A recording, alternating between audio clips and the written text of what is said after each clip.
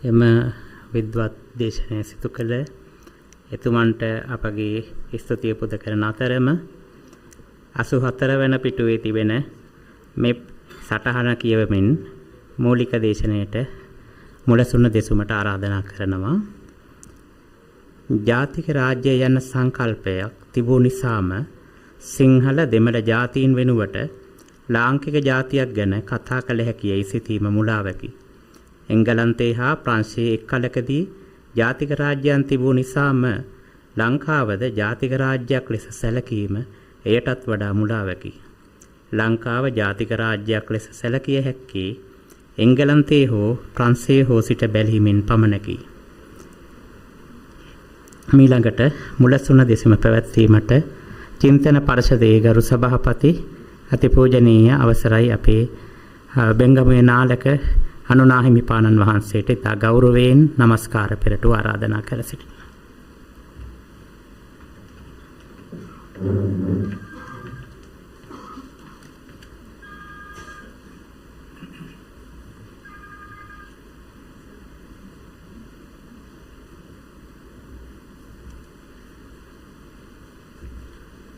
මේ වැදගත් සභාව මෙහෙ වූ අපේ අඟුළුගල්ඩ ජනානන්ද හාමුදුරන් වහන්සේ දේශප්‍රේමී දෑහිතකාමී පින්නතුනි වෙලාව ගත වෙලා තියෙන නිසා කෙටියෙන් යමක් කීම තමයි මම බලාපොරොත්තු වෙන්නේ. නලින් සෙල්ලා සූරීන්ගේ තියෙන වැදගත්කම එතුමා බෞද්ධකම හා අපේකම සොයා යෑම. ඒ තුළින් තමයි එතුමා අදහස් දැක්වීමට හැමතිස්සෙම උත්සාහ දරුවේ. අවුරුදු 35න් පස්සේ හැබැයි. මොකද එතුමා මා සමග කියලා තියෙනවා මම බෞද්ධයෙක් වුණේ මගේ අවුරුදු වයස 35න් පස්සේ කියලා.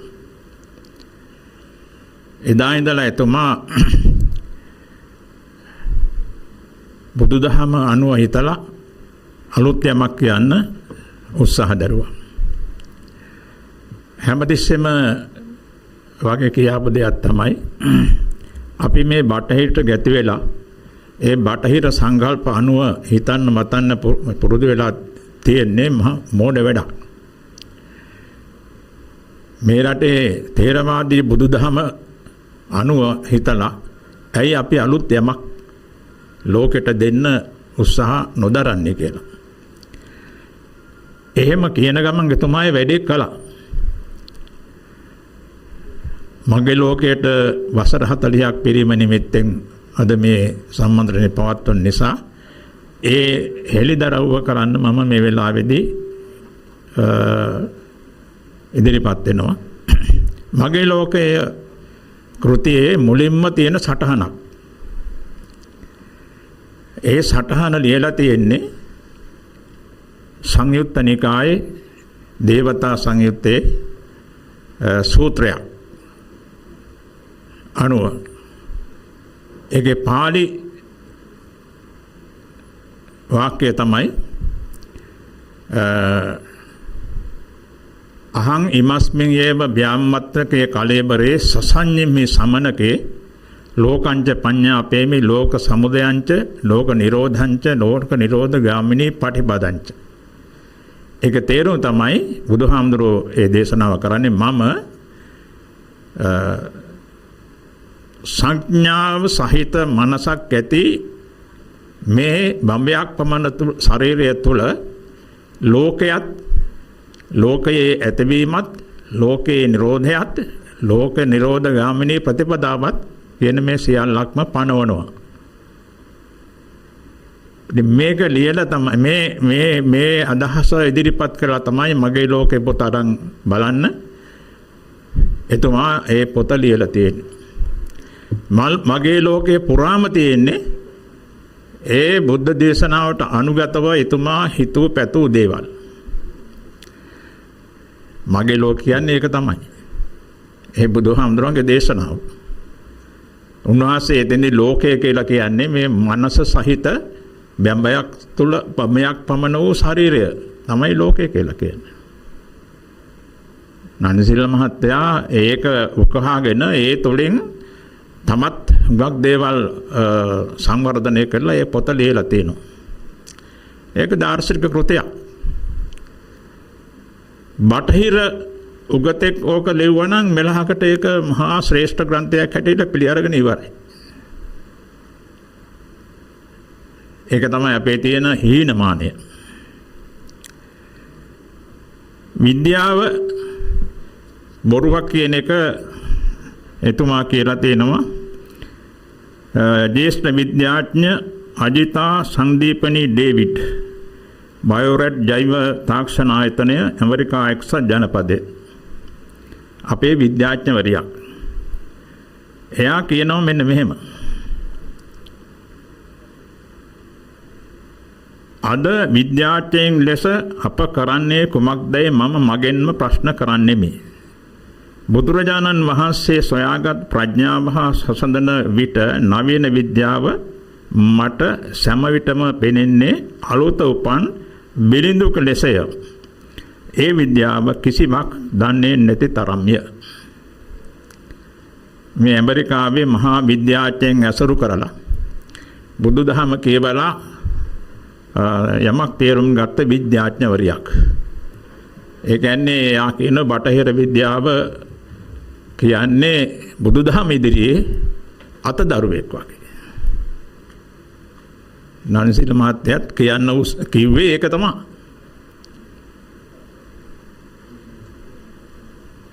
බුදුදහම බිහි වුණේ ඉන්දියාවේ වුණාට ඉන්දියාවේ ඒක රැකුන්නේ නැහැ. හැබැයි ඉන්දියානු පණිවරු ඒක අගය කරලා තියෙනවා. ඉන්දියාවේ රැක්කේ නැති දහම මෙහි ආරක්ෂා කිරීම පිළිබඳව අගය කරපු පණිවරු ඉන්නවා. භරතසිංහ මහාචාර්ය භරතසිංහ උපාධ්‍යාය කියලා මේ උගතෙක් මහා පණිවරයෙක් පොතක් ලියලා තියෙනවා හින්දි භාෂාවෙන් පාලි සාහිත්‍යක ඉතිහාස කියලා. ඒ පොතේ සඳහන් වෙනවා එක් තැනක මිහිඳු මගින් ලබා දීපු දායාදය රැක ගැනීම පිළිබඳව ලංකාවට ඉන්දියාව ණය ගැතී කියලා. එහෙමයි කියන්නේ. මිහිඳු මගින් ලබා දීපු දායාදය රැක ගැනීම පිළිබඳව ලංකාවට ඉන්දියාව ණය ගැතී. එතකොට ඉන්දියාවේ තිබිච්ච දායාදය තමයි මිහිඳු හාමුදුරුවෝ අපිට දුන්නේ. ඉන්දියාවේ ඒක රැක්කේ නෑ. ඒක අපි රැක්කා. දැන් මෙන්න මේ රාම රාවණ සංකල්පවලට වැඩිය ඒ භරතසිංහ උපාධ්‍යාය මහාචාර්යතුමා ඉදිරිපත් කරපු මේ අදහස තමයි අපි ගරු කරන්න ඕන. අපේ ඉන්දියාව හා ලංකාව පිළිබඳ කියවීමට අපි ගන්න ඕන. ඒ ථේරවාදී බුදුදහම මොනතරම් ශ්‍රේෂ්ඨ ධර්මයක්ද කියන එක ඒක කියවුවෙන් පස්සේ තමයි තේරෙන්නේ. කියවන්න ඕන. ත්‍රිපිටකය කියවන්න ඕන. එහෙම කියවුවහම වෙන කිසිම පොතක් කියවන්න හිතෙන්නේ නැහැ. මම අවුරුදු 4ක් කැලණිය විශ්වවිද්‍යාලයේ අධ්‍යාපන ලැබුවා. පාලි විෂය මම කළේ. ත්‍රිපිටකයේ අටුවා ටීකා කියවුවා. ඊට පස්සේ මං බැලුවා මේ වෙනත් පොත් කියවන්න. කුරානය කියවන්න හැදුවා. පිටුවක් දෙකක් එනකොට එපා වුණා. බයිබලය, එතකොට ඩාස් කැපිටල්, ඒ වගේ පොතපත මහා මේ ශ්‍රේෂ්ඨ ග්‍රන්ථ හැටියට ආගමික හා දාර්ශනික කෘති කියවන්න උත්සාහ ගත්තා. එකක්වත් කියවන්න හිතෙන්නේ කිසිම හරයක් නැහැ කියලා තමයි තේරෙන්නේ. ඒ අර ථේරවාදී ත්‍රිපිටකය කියවට පස්සේ නන්සිල්ල මහත්මයාගේ අදහස තුනේ ඒක තමයි. ථේරවාදී බුදුදහම රැක්කේ මෙහෙ, රැකුනේ මෙහෙ. ඒ අපේ සංස්කෘතිය, ඒ අපේ ජාතිකත්වය, අපේ ජාතික චින්තනය එතන තියෙන්නේ. ඒක තමයි අපි මේ වර්ධනය කරන්න ඕන. ඒ මත තමයි අපි හිතන්න ඕන කියන ඒ කාරණේ තමයි එතුමා තුල තිබුණේ. අද මේ වෙනකොට නන්සිල්ල මහත්මයා හිටියනම් අනිත් හැම දෙයකටම වැඩිය ඉස්සෙල්ලම කරන්නේ මොකද්ද කියලා මට කියන්න පුළුවන්. අද මේ වෙනකොට නලින්සිල්ල මහත්තයා ජීවත්ව හිටියනම් ඔය සියලු දේට වඩා පෙරමුණට අරගෙන ඉදිරිපත් වෙලා එතුමා කරන්නේ මේ වර්තමාන ආණ්ඩුව පතරු ගැහිම. ආයි දෙකක් නැහැ.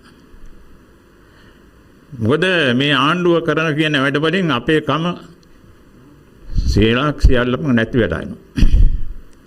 අපේ යම්කිසි ප්‍රජාතන්ත්‍රවාදී ක්‍රමය කියන එක තුල මොකක් හරි දිනුනා නම් වැදගත් දෙයක් ඒකත් නැතුව යනවා. සිංහල බෞද්ධකම විතරක් නෙමෙයි.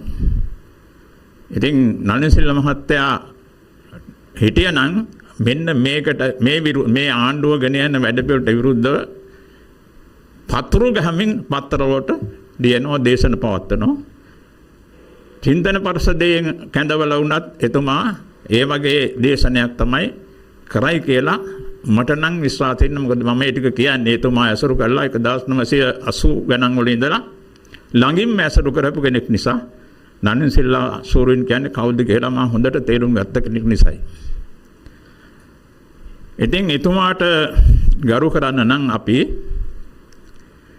අපේකම මත පිහිටලා හිතන්න මතන්න කටයුතු කරන්න ඕන. ඉතින් මම ඒ පිළිබඳව උත්සාහයක් දරුවා. සිංහල බෞද්ධ රාජ්‍ය කියන සංකල්පය එතුමා මහ ඉහළින් පිළිගත්ත කෙනෙක්. ඒ පිළිබඳව පොත් දෙකක් ලිව්වා. තව පොතක් ලියන්න තියෙනවා. ඒක ලියාගන්න බැරුව තමයි දැන් ඉන්නේ. සිංහල බෞද්ධ රාජ්‍ය 1 සිංහල බෞද්ධ රාජ්‍ය 2 කියලා. මොකද නලින්සිල්ල මහත්මයා නිතරම කිව්වේ සිංහල බෞද්ධ රාජ්‍ය යලි ගොඩ නගමු කියලා. ඒක තමයි එතුමාගේ මේ තේමා පාඨයක් වුණේ. ඉතින් ඒ පොත් ලියන්න මම උත්සාහ දැරුවේ එතුමාගේ ඒ සංකල්පයත් මගේ දැනුමත් කියන මේ දෙක පදනම් කරගෙන ඒක මේ සිංහල බෞද්ධයන්ට විතරක් නෙමෙයි හැබැයි. අර අපේ මේ ගුණදාස මරජේකර මහත්මයාගේ සංකල්පයක් තියෙනෝනේ සભ્યත්ව රාජ්‍ය කියලා. අපේ රටේ දුන්නේ සભ્યත්ව රාජ්‍යයක් කියලා එහෙම උත්සාහ දරනවා කියන්නේ ඒක සම්පූර්ණ වැරදි. අපේ රටේ සભ્યත්ව රාජ්‍යයක් නෙවෙයි තිබුණ අපේ රටේ දුන්නේ සිංහල බෞද්ධ රාජ්‍යය. ඒ සිංහල බෞද්ධ රාජ්‍ය ක්‍රමවේදය ලෝකෙට යනකොට ඕනනම් සભ્યත්ව රාජ්‍යයක් කරගන්න පුළුවන්. අපි කියන්නේ නැහැ සිංහල බෞද්ධ රාජ්‍යය තමයි ලෝකේ මේ ශ්‍රේෂ්ඨතම රාජ්‍ය ක්‍රමය කියලා අපි කියනවා. හැබැයි ඒක හැම රටකම සිංහල බෞද්ධ රාජ්‍යය ක්‍රියාත්මක කරන්නේ කියලා කියන්නේ. එතකොට ඒක අපි අධිරාජ්‍යවාදයක් ගොඩනගන්න හදනෝනේ. ඒක ඇසුරු කරගෙන ඒ අනුව ඕනේ කෙනෙකුට ඕන රටක සભ્યත්ව රාජ්‍ය ගොඩනගන්න පුළුවන්. ඒ තරම් පුළුල් රාජ්‍යතාන්ත්‍රික ක්‍රමයක් තමයි සිංහල බෞද්ධ රාජ්‍ය කියන්නේ. ඒක මේ පටු එකක් නෙමෙයි. දැන් ඔය හුඟක් දෙනෙක් දැන් කියන්න හදනෝනේ ජාතිවාදී කියලා. ජාතිවාදයක් නෙමෙයි එතන තියෙන්නේ. ඒ ජාතිවාදී කියන වචනය වැරදි විදියට අර්ථ දක්වලා තමයි අද පාවිච්චි කරන්නේ. එහෙම නිසා සමහරව දැන් උත්සාහ දරනවා ජාතිකවාදය කියලා කියන. ඒකයි හරි. ජාතිවාදයේ වැරදි, ජාතිකවාදයේ හරි කියලා. මොන විලුවක්ද? ජාතිවාදය කියන්නේ වැරදි එකක් නෙමෙයි. ජාතිවාදය කියන්නේ තමන්ගේ රට තුළ ජාතිකත්වය පදනම් කරගෙන ඇති කරගන්න සංකල්ප රටාවක්. ඒක වැරදි කියලා කවුරු හරි කියනකොට ජාතිවාදීන් කියලා අපිට බනිනකොට තවත් පිරිසක් හදාගත්ත වචනයක් ජාතිකවාදී කියලා. මොකද්ද ඔය වචන දෙකේ මේ වෙනස? ජාතිවාදය කියන්නේ ජාතිකවාදය කියන්නේ දෙකම එකයි. අපේ ක්‍රමයට කවුරු හරි බැනවැදුනහම අපි ඒක වෙනත් වචනයකින් හඳුන්වන්න හැදුවම හරියන්නේ නැහැ. අපි අපේ ක්‍රමවේදය තුළ ඉඳගෙන එහි වැදගත්කම ලෝකෙට කියනවා මිසක්වා ඒක වැරදි ඒක නෙමෙයි මෙන්න මේකයි හරි කියලා තවත් වචන මොකක් හරි හදලා කිව්වට ඒක හරියන්නේ නැහැ. ඒ නිසා නලින්සිල්ල සූරීන්ගේ කල්පනාව අදහස බලාපොරොත්තු වුණේ මේ රට තුළ සිංහල බෞද්ධ රාජ්‍ය ක්‍රමය නැවත ස්ථාපිත කිරීමයි. ඒ සඳහා තමයි එතුමා උදව් කළේ කිසියම් දේශපාලන කණ්ඩායමකට. අපිත් එහෙමයි. අපිත් එහෙම තමයි දේශපාලකයන්ට උදව් කරලා ඒගොල්ලන් ලව්වා ඒ සිංහල බෞද්ධ රාජ්‍ය ක්‍රම වේදය රටතොල ක්‍රියාත්මක කරන්න තමයි උත්සාහ දරුවේ. එහෙම නැතුව කවුරුවත් මේ දේශපාලකේ ජනාධිපති කරන්න, අගමැති කරන්න, මන්ත්‍රී කරන්න නෙමෙයි. නලින් සිල්වා මහත්මයාත් ඒ සඳහා වෙහෙසුණා. නමුත් ඉතින් අපේ උත්සාහය සාර්ථක වුණේ නැහැ. තවම සාර්ථක වුණේ නැහැ. ඉස්සරහට අපි සාර්ථක කරගන්න ඕනේ. නලින් සිල්වා මහත්මයාට සලකනවා නම් අපි අපේ ජාතිකත්වයට සලකනවා නම් ඒක තමයි අපි කළ යුත්තේ. මේ රට තුළ සිංහල බෞද්ධ රාජ්‍ය ක්‍රමවේදය යලි මතු කරලීම. එහෙම වුණොත් ඒකෙන් මේ රටේ ඉන්න සියලු දෙනාට යහපතක් වෙනවා. කාටවත් පාඩුවක්, අයහපතක්, නරකක්, නපුරක් වෙන්නේ නැහැ. ඉස්සරත් එහෙම වෙලා නැහැ. සිංහල බෞද්ධ රාජ්‍ය මේ රටේ තුනේ ඒක මේ රටේ සිංහල බෞද්ධ නොවන අයට අයහපතක්, අනර්ථයක් වුණා නම් මේ රට තුළ මේ වෙනකොට දෙමළ මුස්ලිම් කවුරුවත් නැහැ, ඉන්න බෑ. ඔය උනතරන් ඉන්නේ. එහෙම වුණේ සිංහල බෞද්ධ රාජ්‍ය ක්‍රමය මේ සිංහල බෞද්ධ නොවන කිසිම වෙනකොට අනර්ථයක් නොවුච්ච නිසායි. මේක තේරුම් ගන්න මෝඩ 70ක් ඉන්නේ අද. උගත්තු බුද්ධිමත්තු කියලා ඉන්නේ නැත් එහෙමයි. උගත්තු බුද්ධිමත්තු කිව්වට මොකද ඒගොල්ලෝ ඥානවන්තයෝ නෙමෙයිනේ. ඒකයි වරද. උගත්තු ඉන්නවා, බුද්ධිමත්තු කියලා ඉන්නවා, හැබැයි ඥානවන්තයෝ නෙමෙයි. ප්‍රඥාවන්තයෝ නෙමෙයි. දේශපාලකයෝ ඉන්නවා, ඒගොල්ලොත් එහෙමයි. ඥානවන්තයෝ, ප්‍රඥාවන්තයෝ නෙමෙයි. බලයෙන් මත් වෙලා බලය ලබාගෙන බලය රැක ගැනීමට ආයි තවත් කෙනෙකුට බලය නොදීමට උත්සාහ දරන වැඩදරන දේශපාලන වැඩ පිළිවෙලක් තමයි තියෙන්නේ. වර්තමාන ආණ්ඩුවත් එහෙම තමයි දැන් උත්සාහ දරන්නේ. කියනෝනේ ඒගොල්ලෝ ආයි අවුරුදු 20කට දෙකට කාටවත් බලය ගන්න හම්බෙන්නේ නැහැ කියලා එහෙම කියනවා. ඒ කියන්නේ නිකන් නෙමෙයි. ආයි අපි මේක බලය කාටවත් දෙන්නේ නැහැ කියලා. එහෙම තමයි කියන්නේ. ඉතින් ඒකට ඉඩ දීලා අපේකම ජාතිකත්වය, දේශීයත්වය නැති කිරීමට මේ කාලකන්ණි 70කට ඉඩ දීලා අපි බලන් ඉන්නවද? එහෙම බලන් ඉන්නව නම් නලින් සෙල්ල මහත්තයා වෙනුවෙන් මේ සම්මන්ත්‍රණ පවතල වැඩක් නැහැ. ඒ නිසා එහෙම දේවල් වලට මේ රට තුළ අපි ඉඩ තියන්න නරකයි. ඔය ඊයේ සංඝ සමළුවක් තිබ්බේ ඒත් එහෙම එකකට. ඒ කියන්නේ මේ රට තුළ දේශීයත්වයට, ජාතිකත්වයට එරෙහිව, ථේරවාදී බුදුදහමට එරෙහිව දේශපාලනයකට අපි ඉඩ දෙන්නේ නැහැ කියලා. ඉඩ නොදිය යුතුයි. ඒක වැළැක්විය යුතුයි. එහෙම නැත්නම් එහෙම නොකළොත් මේ රටෙන් වැඩක් වෙන්නේ නැහැ. ලෝකෙට වැඩක් වෙන්නේ නැහැ. මේ රටට වැඩක් වෙන්නේ නැහැ. මේ රටෙන් ලෝකෙට වැඩක් වෙන්නේ නැහැ. මේ රටෙන් මේ රටට වැඩක් වෙන්නත්, මේ රටෙන් ලෝකෙට වැඩක් වෙන්නත් මේ රට තුළ ථේරවාදී බුදුදහම පදනම් කරගත්ත සිංහල බෞද්ධ රාජ්‍ය පාලන ක්‍රමයක් ගොඩනගිය යුතුමයි. ඒක ඉන්දියාවට විරුද්ධ එකක් නෙමෙයි.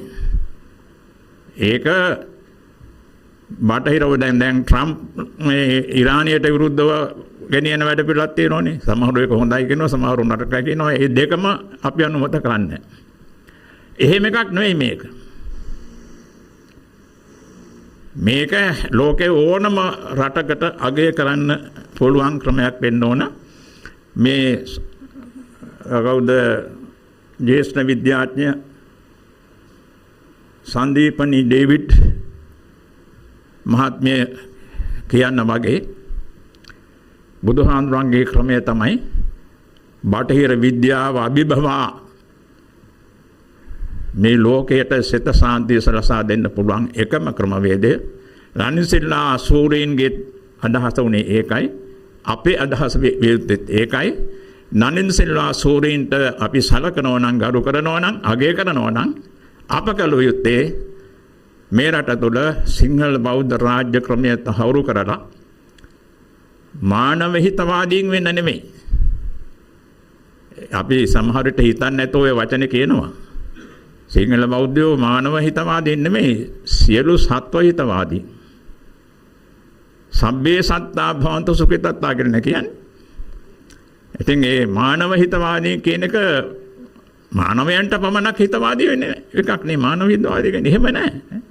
අපි සියලු සත්ව හිතවාදී හැටියට අපි අපේ ක්‍රමය ක්‍රියාත්මක කරන්න ඕනේ. ඒ සඳහා උත්සාහ දරමු, වෙර දරමු.